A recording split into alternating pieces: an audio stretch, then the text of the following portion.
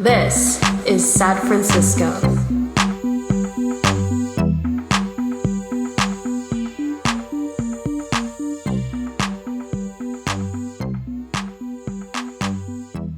Welcome to San Francisco. On today's episode, we'll discuss a riot at Compton's Cafeteria in the Tenderloin, where trans and queer people in the Tenderloin fought back against police brutality and how the site of resistance to state violence became a jail operated by one of the largest private prison corporations in the world, and that corporation is Geo Group.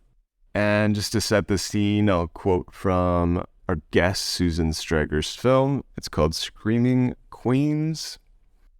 It's a hot August night in San Francisco in 1966. Compton's Cafeteria in the seedy Tenderloin district is hopping with its usual assortment of transgender people, young street hustlers, and down-and-out regulars. The management, annoyed by the noisy crowd at one table, calls the police. When a surly cop, accustomed to manhandling Compton's clientele, attempts to arrest one of the queens, she throws her coffee in his face. Mayhem erupts, windows break, furniture flies through the air, police reinforcements arrive, and the fighting spills into the street. For the first time, the drag queens band together to fight back, getting the better of the cops, whom they kick and stomp with their high-heeled shoes and beat with their heavy purses. Things would never be the same again. I'm excited to welcome to San Francisco tonight Susan Stryker, an historian who directed the film Screaming Queens, a documentary that walks us through her unearthing of this moment in history that was the Tenderloin's Compton's Cafeteria riots. Thanks for coming on the show. Really great to be here. I feel super privileged in being able to do work that I've been trained to do. I actually went to graduate school to become a historian and couldn't find a job in the academy for a long time because of transphobia. I transitioned when I was in grad school. And as a result of that, I did a lot of community-based work, a lot of work that was not ever going to get me a tenure track job someplace. I just wanted to use my historical skills for community serving purposes. I wanted to find out things that I wanted to find out about that I thought other people might also care about. And the Compton's Cafeteria story was one of those things. I've lived in the Bay Area since 1983. That's coming up on 40 years this year. And I used to spend a lot of time in the archives of the GLBT Historical Society. I volunteered there. Mm-hmm. And when I was snooping around, I just found this mention in like a flyer that said, everybody thinks Stonewall started the gay liberation movement, but don't forget it started 3 years earlier here in San Francisco. It all began one hot August night in 1966 when Queens, that was the word they used, resisted a police raid on an all-night cafeteria at the corner of Turk and Taylor Streets in the Tenderloin. And I just thought, what?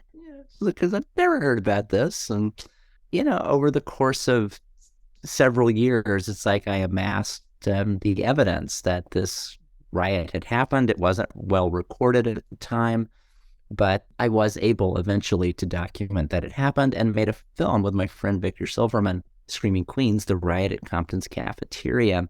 And even though it hasn't been like, my main front and center project for my whole working life, it is something that I care about a lot, about what happened at the corner of Turk and Taylor Street in 1966 and the trans history of the Tenderloin. And I do try to keep abreast of anything that's related to that history that I felt so privileged to be able to share with a larger audience, including the fact that that building that is the historic site of anti-police, anti-carceral resistance has been turned into a private prison.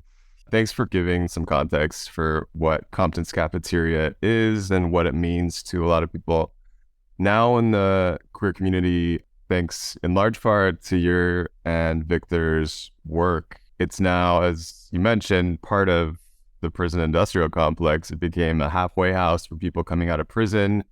It's operated by Geo Group, which is one of the largest, if not the largest, private prison operators in the world, with detention centers and lockdown, psychiatric conservatorship facilities, among other types of facilities in the US, UK, Australia, and South Africa.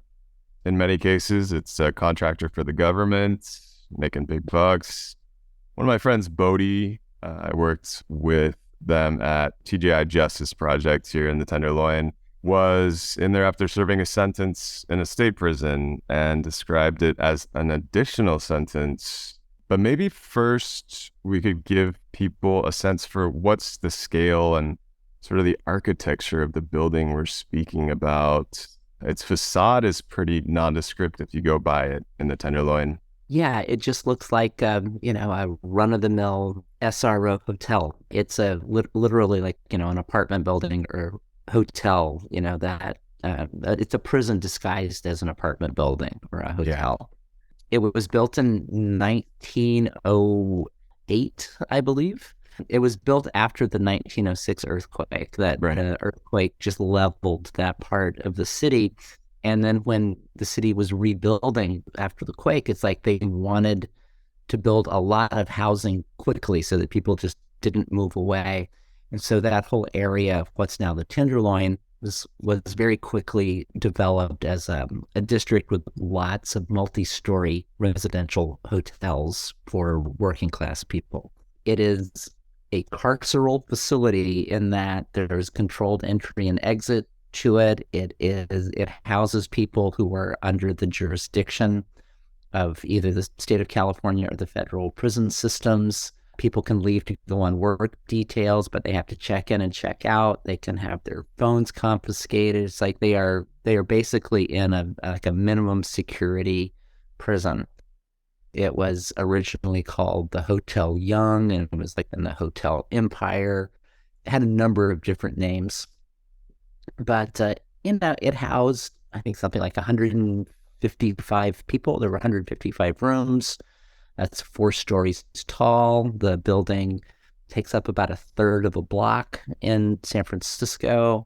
It just looks like as you say, kind of a run-of-the-mill apartment building in what's now kind of a, impoverished, down on its luck neighborhood. Right. That has sort of been this catchment for people who are dealing with poverty up until today. But it is interesting to know that, it kind of has been the Tenderloin's, how it's served within the city as a neighborhood since way back when. Yeah.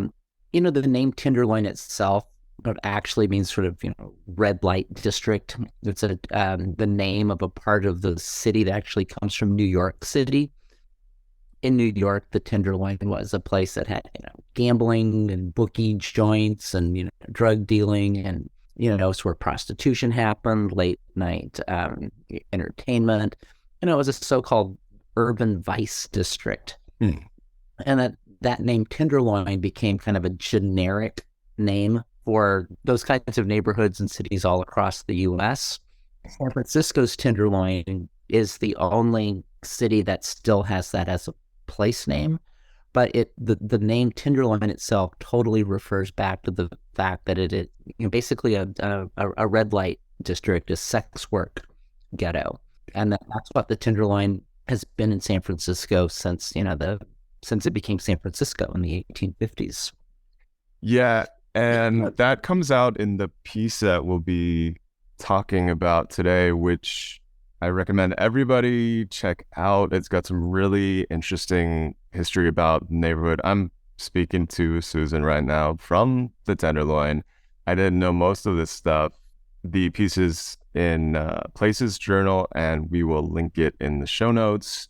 You talked about some of the vice of the Tenderloin that it's associated with, and with the vice comes the vice squad, and the police department, rather, is one of the major sources of info about the Tenderloin prior to a certain point in time, like pre-internet time, I suppose you could say. The thing I would jump in there to say is that I thought it was really ironic, that it's like wait, there was this trans riot against like police coming in and arresting trans women and street kids and sex workers. What do you mean like that place became a prison? Like that's so ironic. Yeah. But it's related. It's related because what the people who rioted at Compton's were rioting against was ghettoization and police violence and containment. Like you could think of it as sort of an anti-carceral riot. And it was rioting against the carceral logic that informs the very spatial organization of the city that you can trace right back to the 1850s. In San Francisco, it was a, cliche description, a sleepy Mexican village of 200 people, before the gold rush. And then the gold rush happens and boom, suddenly it's like tens of thousands of people from all over the world. And it was a very socially chaotic environment. And that when social order was imposed in San Francisco, it was imposed by white vigilante mobs. It's like the vigilance committees, there were two different sets of vigilance committees in the 1850s. And that out of that, you get ethnic neighborhoods in San Francisco. You get Chinatown, you get the Jewish quarter, you get Little Chile, you get the part of the city that was set aside for convicts who'd come from Australia. San Francisco was defined as like an implicitly white place with pockets of ethnic ghettoization, and that the sex work ghetto is one of those ghettos. And thinking about the relationship between the criminalization of sex and the containment of racially minoritized populations, it's a very complicated history, but they're totally related. And that idea of there is a part of the city where certain activities are supposed to happen or certain people are supposed to live, what keeps that spatial organization in place is the police. Police people into neighborhoods. Yeah. Police sex workers into sex worker neighborhoods. And police policed trans people, particularly trans women, into sex work ghettos because trans women were largely excluded from housing in other parts of the city. They were excluded from so-called legitimate work. They were forced into gray market and, underground economies and to survival sex work. And so there was a very high concentration of trans women being policed into the sex work ghetto of the Tenderloin. They lived in these hotels that were built after the 1906 earthquake, which certainly by the 1930s, there's documentation of some of these hotels catering mostly to trans women. And by the 40s, the 50s, the 60s, it's like it is a really pronounced presence in the Tenderloin. You mentioned in the article that there were entire buildings where people lived that were known within the neighborhood as like, this is a Queens building. Yeah, particularly along Turk Street between Market and, like South Van Ness. But along Turk Street, there's a couple of blocks, and then some of the cross streets, Mason, Eddie, Ellis. But, pretty much, Turk Street was like the main drag, so to speak, of the trans community. And a number of the hotels that were there were places that catered primarily to trans women.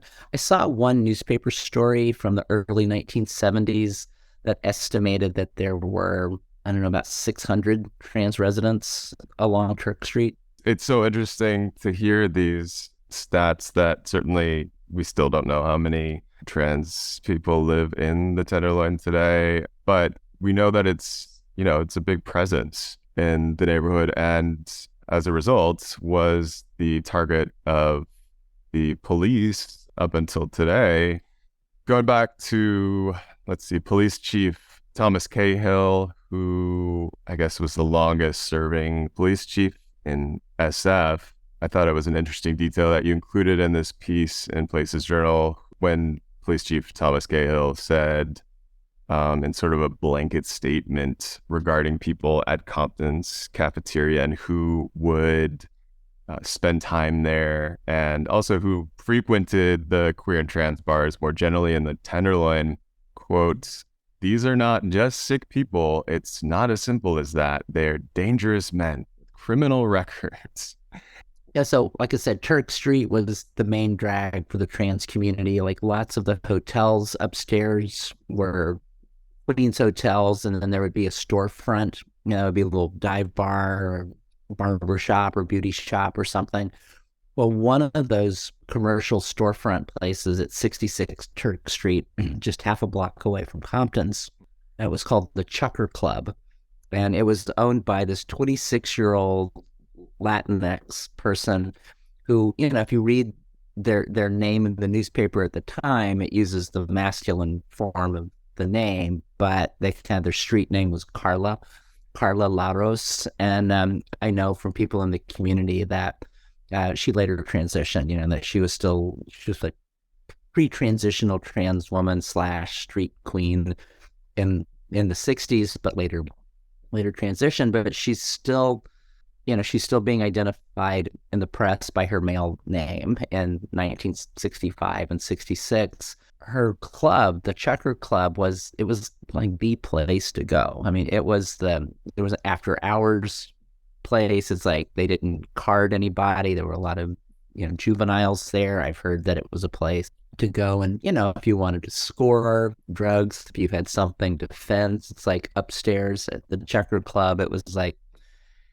a place that really served the needs of people who had a lot of needs, and it was constantly raided by the police. One of the biggest bar raids in San Francisco was at the Chucker Club in 1965, and that was I think it was something like 155, 165 people who were arrested. Like there were people in the armed services. Remember, this is on the run up to the war on Vietnam, and that there were uniformed military people who were there cruising and having a good time. There were minors. There were trans women who were hustling or who were just like living in the neighborhood. There were people who were just going there to party. It was a scene, and it got raided so often that Carla actually put a sign in the window that said police raids nightly, enter at your own risk, bail bond numbers, inside, most interesting entertainment in all of San Francisco, like someone watched police raids nightly. And that was what Cahill was talking about, saying like, these aren't just sick people, these are dangerous criminals. With really good senses of humor, in my opinion. I mean, this was something that was happening all over the country, at bars from here to New York City, where, as is, I guess, more widely known, the Stonewall riots was the result of a similar raid. There was so much history that you unearthed in looking at just this one building and this one block at Turk and Taylor. Just before Compton's opening, the space where it existed was where a lot of working class Jewish people called home. You found out that the bottom floor was Mindy's Kosher Corner, a deli, and previously at some point it had been home to a business advertising itself as a Hebrew psychic healer and teacher of personal magnetism. I just thought it was really interesting that you were able to excavate this one space in SF going back to when it was built just after, like you said, the 1906 earthquake. But for you, what were some of the most interesting discoveries you looked into at the block? Well, I'm kind of interested in just thinking, not just in terms of the built environment, but a more ecological perspective. It's like really like if you just look at this one piece of land, what has happened there over the last 300 years. There's some really interesting maps to go to, some like historical ecological maps to go to try to understand what the land was like before the colonization period. Before the earthquake, the Tenderloin was kind of a upscale neighborhood. It was a lot of single family homes. It was very middle class in its orientation. There were lots of schools and churches. It was not the Tenderloin as we know it now, but that neighborhood got wiped away in the earthquake. And when it was rebuilt, it's like the physical structure of the Tenderloin that still exists now, that was built up in the early 20th century, like between, say, 1906 and 1926. A lot of the buildings were built around that. And it was near what had been the Jewish quarter, which is a little closer to downtown, it's like the financial district. It still seems like there was some Jewish presence around the building. The building's architect, Abram Adelson, was Jewish. He was the son of a Polish rabbi who'd immigrated to the U.S. He lived down in L.A., but he studied architecture in the Bay Area, built a number of Bay Area buildings, including the building at 101 to 121 Taylor that opened as the SRO Hotel. And, it was just a very sort of, functional place for working class people to live. It did seem to have, a noticeable Jewish presence in what we can see in some of the newspaper ads advertising things happening in and around the building. How did you learn that this plot of land that had once been Compton's Cafeteria was now occupied by this company, Geo Group? Maybe you could describe what you learned about Geo Group in your historical unearthing. I first learned that the old Compton's Cafeteria site was what was described to me as a halfway house by one of the people that I interviewed in the film Screaming Queens, who was a police officer, this guy, Elliot Blackstone. I have great criticisms of how police departments work as institutions. And, I think some individual cops can be good guys. Elliot was somebody who he described himself to me. He's like, I always felt like I was a social worker with a badge. But he was the one who told me. He said, it's like, oh yeah, that's that halfway house now, right? And I said, oh, I don't know.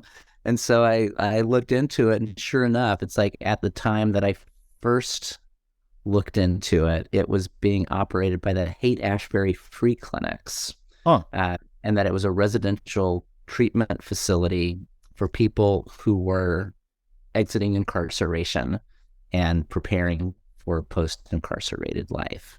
Yeah, Haight-Ashbury, at least the clinic off of Haight Street, has a wild history of its own that I would love to speak with you more another time. But there's a wild history of how the halfway house at Turk and Taylor was connected with the Haight-Ashbury Free Clinics, that I think it's kind of a textbook case in how well-intentioned liberal reform that doesn't pursue an abolitionist strategy ultimately winds up just being co-opted by the prison industrial complex.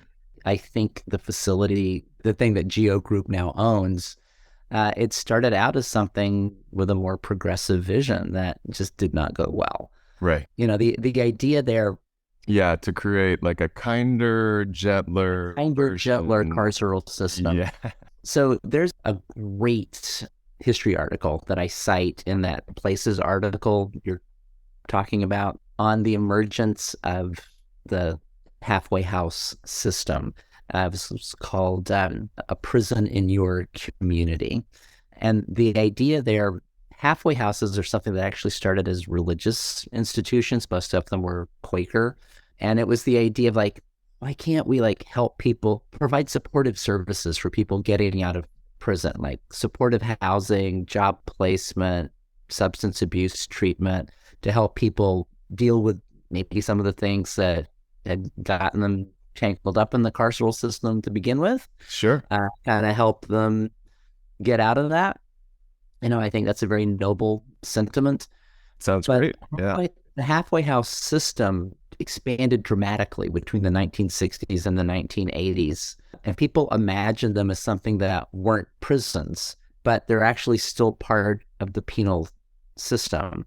Yeah. And that I think it's something like 40% of the incarcerated population in the U.S. now is actually in a halfway house. That's wild. Yeah. Yeah, it's really wild. It's like they really, really, really expanded between being virtually not existing in the 60s to being a major part of the carceral system by the 1980s. And what happened at Turk and Taylor is like a microcosm of that bigger story. The state of California came to this really like well-regarded, esteemed, legendary person, Mimi Silvers, who founded Delancey Street. Right. And it's, it's this idea kind of coming out of like countercultural values of, progressive values of like, let's treat people in a humane way. Let's give them what they actually need. Let's like help them be in non-institutional settings. Let's help segue people, from prison back into post-incarcerated life. Right. And the state of California came to Mimi Silvers and said, would you devise a program for us that will let us deal with parole and probation in a better way? Because there's a lot of recidivism. Can like you suggest a better model to us? What would be like your ideal? So her idea was to help people in the helping professions and supportive services work with people inside the prisons to identify people who would benefit replacement and supportive services, and to kind of like give them a one-stop shop for getting out of jail and back into outside society. And the state of California liked the plan that she came up with, and they contracted with Haight-Ashbury Free Clinics to be the service provider. And Haight-Ashbury Free Clinic rented, a floor or two of the building at 101 Taylor Street in the hotel above Compton's Cafeteria, which had been in the storefront. I said it started out with a lot of good intentions. Sure. But the building was then purchased by a company that I have not been able to track down. They have a really nondescript name. It was called Eclectic Communications Incorporated, ECI. I saw that, yeah. They were based in Ventura, California. They ran like juvenile detention centers and work camps for prisoners on like on loan to the Forest Service to do firefighting work. They were definitely involved in carceral services. This was their niche, yeah. They had acquired the building at 101 Taylor. Like it had stopped being a hotel in the 1970s. There was a suspicious arson fire. A lot of the upper floors were damaged and were not inhabited.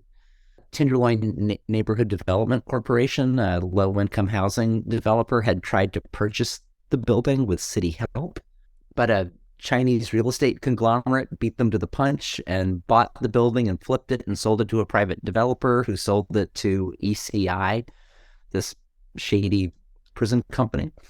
And it was at that time that Haight-Ashbury Free Clinic released some floors in the building. The city of San Francisco was actually using the building for an overflow jail at one point in 1992. Yeah, it just kind of continued from there. The Haight-Ashbury Free Clinics operated the halfway house in the building from 1992 until 2004, at which time Geo Group purchased the building. So it went from nonprofit, ostensibly, to straight up private. Well, it went from being a private building to being owned by a company that seemed to already be in carceral services, and Haight-Ashbury Free Clinics leased from them. And then at some point, Geo Group has acquired the building, and I'm still trying to figure out exactly when they got in there, because it might actually be that ECI was a shell corporation for them, or they just bought it because Geo Group, we can talk about their history in a minute. It's like they were scaling up in the provision of for-profit carceral services in this period. It might just be that they bought ECI and rolled it into Geo Group. But what we do know is that by 2004, Geo Group, one of the world's largest private prison companies, owns the building outright. They terminated the lease and the contract with Haight-Ashbury Free Clinics. Haight-Ashbury Free Clinics was out of there by 2004. And since 2004, for almost 20 years at this point, the building has been wholly owned and operated by Geo Group as a for-profit carceral facility providing rehabilitative services. Thanks for that history. It's wild that there's so many shell companies that you speak about in the article, and then others that we may never know the names of, because these companies are purposefully trying to obscure, I guess, the number of different companies that they potentially own because it's beneficial for tax purposes. And Yeah, like if you look on the property records, it says that that building is owned by 101 to 121 Taylor Street Properties Incorporated. Right? But the mailing address for that company is the same mailing address as the corporate headquarters for Geo Group in Florida. And Geo Group lists the building as one of its properties worldwide. So like, what's exactly the relationship between 101 Taylor Street Properties Incorporated and Geo Group? I don't know. Subsidiary right. And then if you walk by it, the big address, it's you could actually see from the street, it says 111 Taylor Apartments. Right. Yeah, it's 111 Taylor Apartments. It's like, it doesn't say Geo Group Jail. Residential Incarceration Facility. Yeah. Sure. Related, but a little bit of a different note. We spoke about the existence of the Tenderloin as this area that was known as like the Vice area. And in fact, the term Tenderloin comes from New York, where this is a term that was given to many neighborhoods all over the states to describe the area where you could come and find sex workers, for example. The SF Board of Supervisors actually has a proposal coming up to create an area of town where sex work would be decriminalized, essentially a red light district. Is it true that for a couple of years, starting in 1911, San Francisco had a legit legal above ground red light zone? 100%. Yeah. Yeah. 1911 to 1913. The idea there was, it's like, well, people sell sex and like guys buy sex, and, just like, we're not going to stamp it out. You criminalize it, people are just going to do it anyway. Yeah. And so they legalized it. And it was an interesting moment, because part of what had happened is that there was a federal law passed called the Mann Act, MANN, and that was about the, transporting women and girls across state lines for immoral purposes. It was an anti-trafficking law. Right. The powers that be in San Francisco kind of saw the handwriting on the wall in terms of the so-called vice trades, because you have to keep in mind that the traditional way that sex work was regulated in the early 20th century and in the 19th century is through police corruption. The cops get their cut and the sex workers get left alone, unless the cops want to harass the sex workers or something. Right? And so there's a direct relationship between payoffs and bribes and police corruption and sex work. It's a complicated political story, but what was going on is, like, as the political economy of sex work was changing because of the Mann Act, there was this coalition in San Francisco between politically progressive factions, brothel owners, madams, police officers, and public health officials who were saying, like, well, all right, let's just sort of do this in a way where, actually, there was a place called the City Brothel that was not touched. Like, the City Brothel is where, like, the city of San Francisco, City Hall, skimmed money right off the top and used it for a slush fund. They called it the City Brothel. So the City Brothel wasn't touched, but a lot of the other sex work, it's like that was concentrated in the Tenderloin. They passed this law that said prostitution was legal within certain, they said which blocks it was legal within, so long as any woman who was doing sex work carried a card from the public health department that showed that they had gone to check for, they'd been screened for sexually transmitted diseases twice every week. I mean, the system sounds more progressive than what's going on today. This is 1911 to 1913 we're talking about. 1911 to 1913. And then, it's like, then as now, it's like there was a, moral panic around sex work, and there was a lot of pushback against that. And then what actually happened statewide was there was something called the Red Light Abatement Act that was passed, that it was a state law that trumped local ordinances. And that, in my opinion, was a really heinous piece of legislation because what it allowed people to do was any individual citizen could report that they thought sex work was happening in a building, and that would allow the police to come in and raid the place. And if they found sex work to be taking place on the premises, everything could be confiscated. It's like people's personal possessions. So it's like the person who owned the property, we would lose it. It's like it basically meant if some snitch, out there, some little Hitler youth, wants to say, Yep. there are sex workers living in that building. Cops come in and so it shut down all of the above ground sex work that was going on. Like there was the legal sex work zone. There was the old Barbary Coast along North Beach where there was, a lot of drinking and boozing and whoring and doping. And it's like everybody just kind of like left it alone because it's like, that's the part of town where that happens. Right. But with the Red Light Abatement Act, it all went underground, was criminalized. And that's when you see the Tenderloin that, we all know and love today really became the center of the sex trade in San Francisco.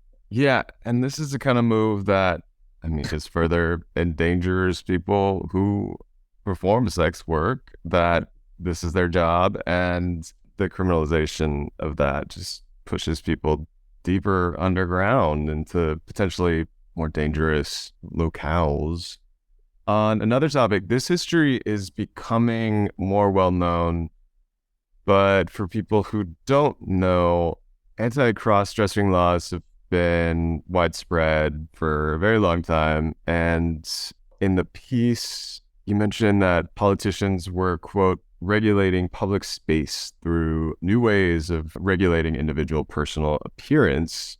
You speak about how this goes back to even before the Gold Rush era. But back then, how were people in San Francisco kind of showing out on the street as trans and queer before the word transgender even existed? Yeah, it's interesting, that, there have been societal condemnation of cross-gender behaviors, since Deuteronomy, right? If any man shall put on that which pertaineth to a woman, it is an abomination to the Lord thy God, right? Classic. So, like, that's nothing new, but like the laws, it's like it was not the first known criminal statutes against so-called cross-dressing are from the 1840s in the U.S. And they all happen at the municipal level. It's like there's not a federal law about it. There are not state laws about it. They are ordinances that happen at the municipal level. And if you look at the places where anti-cross-dressing laws were passed, the earliest one that has currently been found is from St. Louis in 1842. They are all, for the most part, cities. It's like it was St. Louis, Cleveland, Chicago, San Francisco, Houston, Memphis. It's like these are all the places that were where cross-dressing was criminalized before the Civil War. I don't have a complete list on the top of my head, but maybe a dozen cities. And there's hundreds of cities that are known to have passed cross-dressing laws between the 1840s and the last one we know about was the 1970s. But it's like mostly it's like these things are all falling by the wayside in the 1960s. They're ruled unconstitutional. But back in the 19th century, the cities that seemed to be passing anti-cross-dressing laws were all places that were experiencing really rapid population growth. They were industrializing very quickly. They drew a lot of immigrant populations. They had a lot of working class populations. And there were a lot of people mixing who might not have otherwise mixed. And so anti-cross-dressing laws seem to be part of a broader set of municipal ordinances that are about regulating behavior in public space. They're saying what you can and can't do in public space. You can't be drunk. You can't shout, too loud and create a disturbance. You can't set off fireworks in city limits. It's like all of those kinds of ordinances. Yeah, we talked about in another episode, sorry to cut you off there, the ugly laws, which is, as far as we know, something that actually did start in San Francisco. People can check out the conservatorship episode around that. So these laws were happening on a city level for the Were most part. happening on the city level, and that the way anti-cross-dressing laws tended to be written, they usually said something along the lines of, it is a misdemeanor for any person to wear clothing not belonging to his or her sex. That was a common way of phrasing it. But Very it was in objective the criteria. yeah, but it was in the part of the municipal ordinances that, also regulated, lewd and lascivious behavior and public disturbance and, outrage to morals and all of those sorts of things. In San Francisco, just want to give a shout out to a friend's book, Claire Sears, who teaches at San Francisco State University, wrote this amazing book called Arresting Dress, which is about the history of the anti-cross-dressing law in San Francisco. And what she really shows is that anti-cross-dressing legislation, the so-called ugly laws that like criminalize certain forms of appearance on the street, usually relating to disability and disfigurement, and anti-Chinese legislation all kind of work together to create a white, able-bodied, middle-class, heterocentric public sphere that relegates people who differ from those norms to particular parts of the city. It's part of spatializing the city. I mean, like there was a law that said like that defined personal space, around a body as being like 2 feet or, whatever it was. I don't remember, 1 foot. But the effect of that law was like, it was a traditional Chinese practice to like carry packages on a bamboo pole on your shoulder, right? It's a burden pole, right? But it was longer than what was defined as like legal personal space. And so like defining personal space was this tacit way of preventing Chinese cultural practices from happening in certain parts of the city. Right. Yeah. Right. Like, It just becomes a way that you have a law. You have a law on the books that you can use to like arrest Chinese people. Like, be racist. Yeah. It's right. Yeah. The cross-dressing laws work that way. I mean, there's all kinds of stories of gender variance in mid-19th century San Francisco, whether that's people who were assigned female at birth living as men because like they were doing it for economic employment or because they were trans guys, or, like there were fancy dress balls, there were where people would cross-dress, there were male minors would cross-dress to like dance women's parts in dances because there were so few women in San Francisco. I mean, there was just, there were all kinds of ways that gender expression was not what we would think of it typically being like in the mid-19th century, largely because it has all been like policed through the laws and confined to either ghetto spaces in the city, private places, like clubs, nightclubs, freak shows, or people's personal homes. It's kind of kept out of sight. And that's the main effect, I think, of these laws. It's not that, they were necessarily going out there and busting every single person that they could find who was cross-dressing, but it just gave powers that be an instrument that they could use to enforce these bougie norms. Absolutely. And something that this podcast deals a bit with is just this misconception that forever, San Francisco has been this place where, you come and your diversity is welcomed. But really on the like political and legal side, it hasn't really kind of ever been that way. I appreciated that you included some critique of a law from a few years back that was passed in California, AB 32. And that law was really sold as this progressive bill to phase out California's use of private prisons by 2025. It sounds great.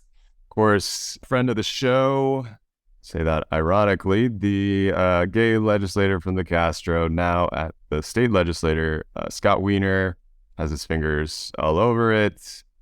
And he does this very kind of San Francisco thing of attaching himself to something that sounds progressive, but in this bill has so many loopholes that the people who've gotten rich off of imprisoning people, they can continue to stay rich, e.g. the Geo Group and its CEOs and stockholders. So with this bill, potentially, if I'm reading it correctly, Compton's could continue being a lockup facility beyond 2025 when California is supposed to cut ties with private prisons. That is correct. Yeah, AB 32. Well, it said that state of California could not enter into any new contracts with private carceral service providers. Mm-hmm. And by, I forget the day, I think it was 2028. I think it was passed in 2018, and it had a 10-year period in there through 2028. And that by 2028, no private prison corporations could operate in the state of California unless, this is the loophole that you can, drive a battleship through, which is that unless they're providing supportive services, unless they're providing rehabilitation, drug counseling, job placement, that the state can still contract with them to do that. Right. And that is exactly what Geo Group does at 111 Taylor. Right, in this kinder, gentler halfway house / prison. It is so interesting how the site of queer rebellion really seems ironic at first, becomes a Geo Group facility, but like you said, and as you've talked about the history of the space and the history of the Tenderloin and the structures of a city, not just San Francisco, but how cities work more generally, kind of shows us that there were the powers that be that had a vested interest in saying that this site of rebellion becomes just the opposite, a site of incarceration. Yeah, well, I think, this kind of gets back to your long take on San Francisco, that people think it's like so out there, leftist, free, queer, bohemian, but there's always been repression. Yeah. Right? I think it's always been both, just like San Francisco was, in fact, a wide open town. Like, it's been a labor town. It's been a place that there has been a lot of leftist political activity. It is a place where there have been like new social movements and countercultures and bohemias. And I think those things kind of go hand in hand. It's almost like they're the opposite sides of the same coin, like there is a power structure that like tries to assert itself. And there have just been people who are always like squirming out from under it and doing something else and pushing back. I actually have a friend who just wrote to me today and said like, oh, my book just got under contract to University of California Press. It's called Erotic Resistance, The Fight for the Soul of San Francisco. And it's about like sex worker organizing and performance cultures that sort of comment on and resist the neoliberal transformation of the city in the second half of the 20th and early 21st centuries. So I think there's always stuff, always resistance. It doesn't surprise me. It's part of what I was trying to say in that piece in the Places Journal, that it's not in fact a contradiction. Like trans women who are experiencing police oppression in the sex work ghetto that they are confined to revolted and resisted. That's why the riot happened where it did, and why it was those people who were rioting, because they were pushing back against the what I think of as like the spear point, the tip of the carceral institution, like the policing of the streets. I think one of the things that happened after the riot, though, is that it did in fact change policing. That there was this older school where it's like the cops ran the Tenderloin like their turf, like that was their turf. And that's where they kept all of the, quote unquote, socially undesirable people all sort of cooped up in a way that they could profit from it. And I think one of the things that happened in the aftermath of social movements in the 60s and 70s is that there were liberal urban reforms that changed something about policing. It didn't necessarily make policing better. but it did break that old relationship between like cops running certain neighborhoods as their turf. It liberalized the police force to kind of make it a kinder, gentler police force without actually changing anything about the way police power operates. And that I think the kinds of oppression that work in the Tenderloin now, it's not directly organized around policing. I mean, it's like, yes, it is over-policed, there is police violence, but it's like, I think the more important thing that has emerged has been the way that the commercial real estate market treats the Tenderloin as a kind of fallow district that is like leaving underdeveloped, underinvested in until such a moment as it becomes profitable to invest huge amounts of capital in that particular bit of real estate. Yeah. And we've been seeing that. We've been seeing that in the 21st century. It's like the Tenderloin was basically kind of like left to rot for like a lot of the, 60s, 70s, 80s, 90s. And then with the tech boom, it's kind of like, oh, suddenly this is an area to start, gobbling up. Right. And then we'll see what happens with, the post-pandemic tech industry fleeing San Francisco. It's like that was an unexpected development. Mm-hmm. Yeah. Now we have more empty, not only office space, but homes than we've seen in many, many years in San Francisco. Just lots of empty condos that are too expensive for most people to afford. And yet, a lot of them are unfortunately owned by these real estate investment trusts, which I know at one point in the article you mentioned Geo Group was set up in that way, and it precludes them from having to pay a lot of taxes. And it's kind of a dastardly way to really set up an organization. But I agree with what you were saying earlier about there's the resistance, and of course there's going to be a reaction against that resistance. Kind of on that topic, I'm guessing that you've been asked this question quite a bit recently, but right now we are seeing so many right-wing attempts to erase trans and queer history from schools and, getting books banned from libraries. And I was wondering if you feel surprised that these histories have become such a central target for conservatives. I mean, yes and no. No, in the sense that there's a long history of targeting trans and using trans issues as a piece of meat, you throw to the base, to like... Even within the gay organizing for a time. I think it's in some ways kind of a perfect wedge issue because anti-trans attitudes just traverse so many other binaries. I mean, like you said, it's like you can use trans issues to split the queer community. It's like you can use trans issues to split the feminist communities. You can use trans issues to split racially minoritized communities. It's like you can use trans to split whatever group you want to talk about. So no, it doesn't surprise me like that level.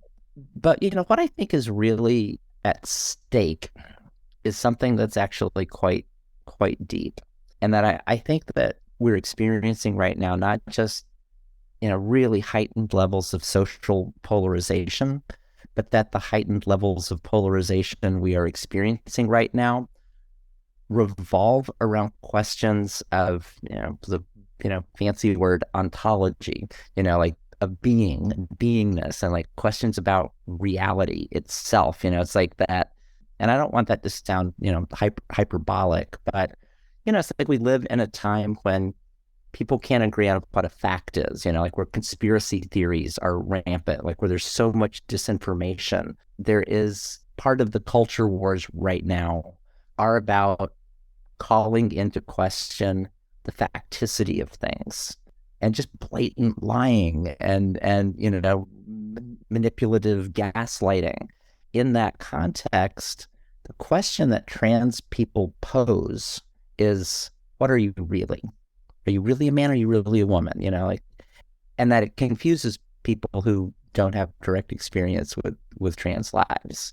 And because, it can play into these like really dominant cultural assumptions about what we think our bodies means. It's like, you can't be a woman, you have a penis. You can't be a man because you've got a uterus. And people think it's just like completely self-evidently obvious that like trans people are, deluded idiots, because of the way we think about what our bodies mean in the dominant culture. I think part of what's going on there is that trans people demonstrate in how we live our lives that our bodies can mean something other than what culture expects them to mean. It's like, it's not biologically deterministic. It's not denying your biology. It's just saying we as people can say what our bodies mean. It's like we as people can recognize each other in ways that we choose to recognize each other. And to drive that point home about transness being a kind of expression of freedom to live in excess of biological determination, it's like the thing that it threatens to undo are some of the most fundamental ways that oppression and hierarchy work in our world. Ultimately, the belief that some particular quality of your body, its reproductive capacities, its skin color, whatever, it's like our society is predicated on those beliefs kind of making us live inside a skin prison. It's like if you have this level of melanin in your skin and you have like this, heritage or, parentage, that means it's like you or your ancestors could be property. And you're like, and so like a racial freedom struggle is to say like, it doesn't mean that. It's like, it means what I say it means. Within feminism, it's like to say, you have a uterus, that means you're a baby making machine. It's like feminism is about saying like, no, it doesn't mean that. It's like, I can be something other than that, or in addition to that. And transness, I think, is it's the manifestation of the ability to live beyond these categories that try to sink the meaning of our lives, the hierarchies that are put on us, the injustices that you suffer when you are minoritized. It is a way of breaking out of the carceral mentality, the carceral ideology that wants to turn our bodies into skin prisons that bind us into place in a social order. And that ideology goes right back to histories of colonization and enslavement. It's like that is the central paradigm of the modern Eurocentric world order post 1492. And so at this moment in planetary history where so much is collapsing, where we have the economic problems, we got the environmental problems, it's like, is as a world order is ripping apart, I think it is trans lives that are in so many multiple crosshairs or in so many different firing lines, because we are showing that not just like an individual life can transform, but that we are showing that a different world order is possible and a different sociality is possible. And when you manifest that, it's like the people who have a stake in the power structure that exists, people who are afraid, people who think they are losing everything. It's like we become such an easy and largely powerless target and scapegoat. It doesn't surprise me in the least that we're being targeted right now, but I think manifesting a sense of trans freedom, power, and joy right now is one of the most important things that is happening on planet Earth. We should just play that on a loop. That last moment, call it a day. That was so beautifully said. Thank you again, Susan, and it was good talking to you again. Thanks for listening to Sad Francisco, a show produced by Toshio Moronic and Caitlin Wood. We release an episode every week with bonus episodes for subscribers of the show. And if you like the show, please go to patreon.com/sadfrancisco or subscribe on the Apple Podcasts app. Helps us cover the editing and transcriptions for the show. See you next time in Sad Francisco.